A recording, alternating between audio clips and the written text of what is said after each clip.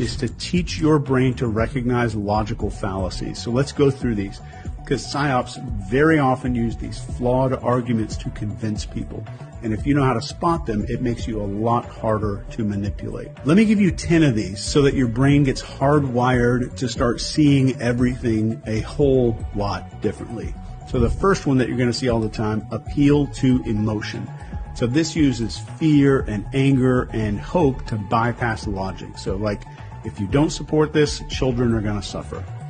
Next is the straw man argument. This misrepresents somebody's argument so they can attack it better. So somebody might say they oppose the lockdowns because they don't care about lives. Think about that one. Number 3 is the bandwagon fallacy. So this claims that something is true because everyone supports it. And this is, you hear this all the time. Millions of people agree with X, Y, and Z. You should agree with it too. Number 4 is the false dilemma. This presents only 2 extreme options and it ignores alternatives. So it's the either you're with us or you're against us fallacy there. Number 5 is the ad hominem attacks. This is the attack of the person and not the argument. Be very observant for this. So this is when you hear you can't trust her. She's not a scientist. You can't do X because they're not qualified based on X. Ad hominem is very common, and I want your brain to be able to spot it.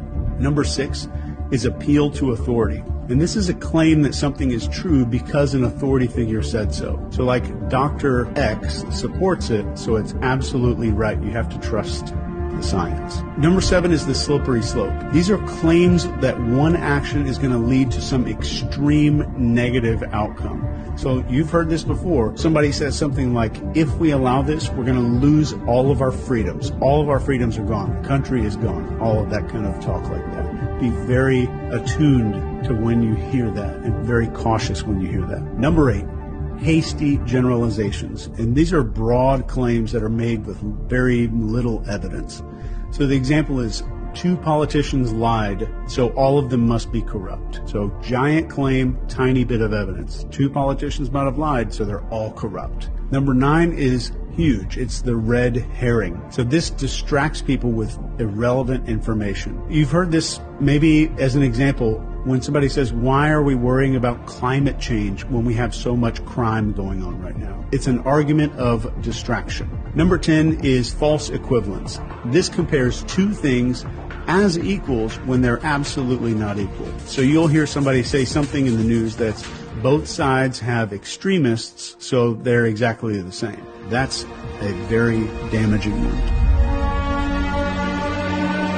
I know there's a lot of information here, so I want to give you access to the actual tool that we use to identify Psy-Ops that even rates the likelihood on a 1 to 100 scale.